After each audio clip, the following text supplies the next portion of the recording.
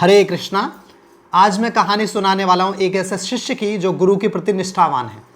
कैसे हमें गुरु की सेवा करनी चाहिए, इस कहानी से हमें सीखने को मिलता है। कहानी एक गोवर्धन की है जो मथुरा क्षेत्र के ही अंदर आता है। उसमें एक गुरु एक शिष्य रहते थे।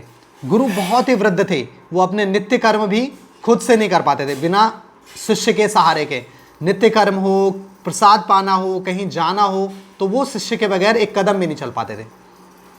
एक बार गुरु को पूरे गले में फुंसी हो गई। पूरे जो फुंसी है उसका पूरा सर्कल बन गया उनके गले में, और इससे गुरु को बहुत परेशानी होती थी। जो शिष्य था उसको पोंछता, उस मवाद को साफ करता और बहुत कोशिश करता कि उनके गुरु की जो फुंसी है वो ठीक हो। लेकिन गुरु जो थे वो दवाई लगाने के लिए तैयार ही नहीं होते थे। तो एक बार ऐसे ही इतना दर्द उनका बढ़ गया कि गुरु से रहा नहीं जा रहे हैं, उनके आंसू निकल रहे हैं। शिष्य भी बहुत परेशान है कि कैसे उसको ठीक हो, लेकिन गुरु तो दवाई लगाने के लिए तैयार ही नहीं। तो शिष्य बहुत परेशान हो गए, बाहर जाता और एक कुएं के पास बैठ के रोने लगता है और सोचता है कि कैसे उसके गुरु की जो फुंसियाँ हैं वो ठीक हो, उसके गुरु की जो तकलीफ़ें हैं वो ठीक हों, और फिर वो जो गुरु की सेवा है वो अच्छी तरह से कर पाए। ऐसी परेशानी में सोच रहा होता है, तभी वहाँ से दो बालक जाते हैं, एक श्याम वर्ण एक श्वेत वर्ण। जो श्याम वर्ण वाला बालक होता है इतना आकर्षित होता है कि हर कोई उसे देख के आकर्षित हो जाए।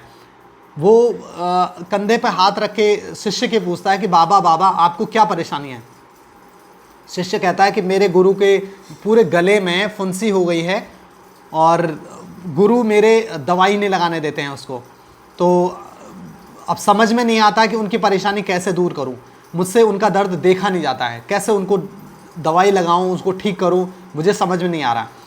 तो कह रहे तुम्हारे जो श्वेत वर्ण जो श्याम वर्ण वाले बालक जो कृष्ण स्वयं हैं, वो कहते हैं कि तुम्हारे गुरु बड़े ढीठ हैं, वो दवाई नहीं लगाने देंगे।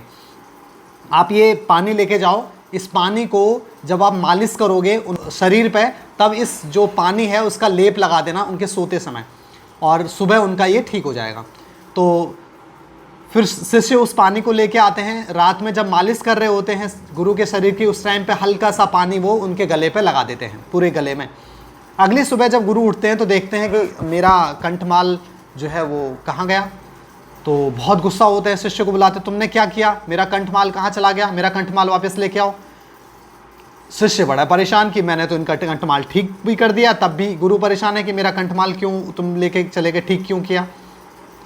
गुरु बहुत गुस्सा होते हैं, कहते हैं मेरा ये कंठमाल था, तुमने ये कंठमाल मुझसे छीन लिया, मेरा कंठमाल वापस लेके आओ, और नहीं तो तुम्हें इस आश्रम में मैं रहने नहीं दूंगा। शिष्य को भगा देते हैं वहाँ से। शिष्य बड़ा गिड़गिड़ाता है गुरु के चरणों में, लेकिन गुरु हैं कि माफ़ करने को तैयार ही नहीं। शिष्य वहाँ से चला जाता है, फिर से उसी कुएं के पास बैठता है और रोने लगता है। फिर से वही दो बालक श्याम वर्ण और श्वेत वर्ण आते हैं और पूछते हैं जो श्याम वर्ण वाले बालक हैं, जो स्वयं कृष्ण हैं, कि बाबा बाबा अब क्या परेशानी है, अब तो तुम्हारे गुरु की जो कंठमाल है वो भी ठीक हो गई है, अब क्या दिक्कत है, अब क्यों रो रहे हो। तो जो शिष्य हैं, शिष्य बोलते हैं कि अब वो ठीक हो गया है तो गुरु को वो वापस चाहिए, वो मुझे आश्रम में वापस नहीं आने देंगे जब तक कि उनका कंठमाल वापस ना आ जाए। तो कृष्ण बोलते हैं कि तुम्हें क्या चाहिए, तुम्हें क्या उनका कंठमाल वापस चाहिए।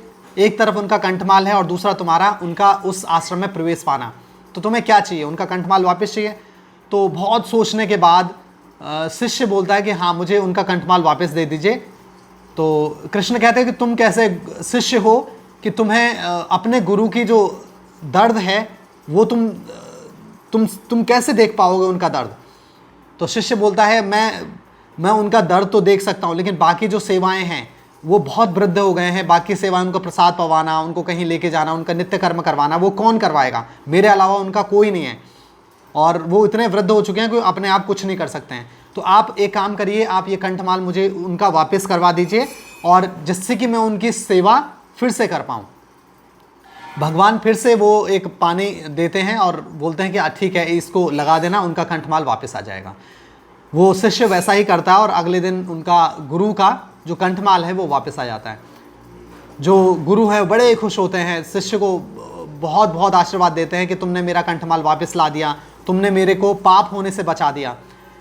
तो उन्होंने, गुरु ने बताया कि ये जो मेरा पिछले जन्म का पाप था वो मेरे कंठमाल के रूप में अभी इस जन्म में मेरे सामने आया है। ये कंठमाल से 3 महीने के लिए, 3 महीने बाद मेरा ये कंठमाल है वो सही हो जाएगा।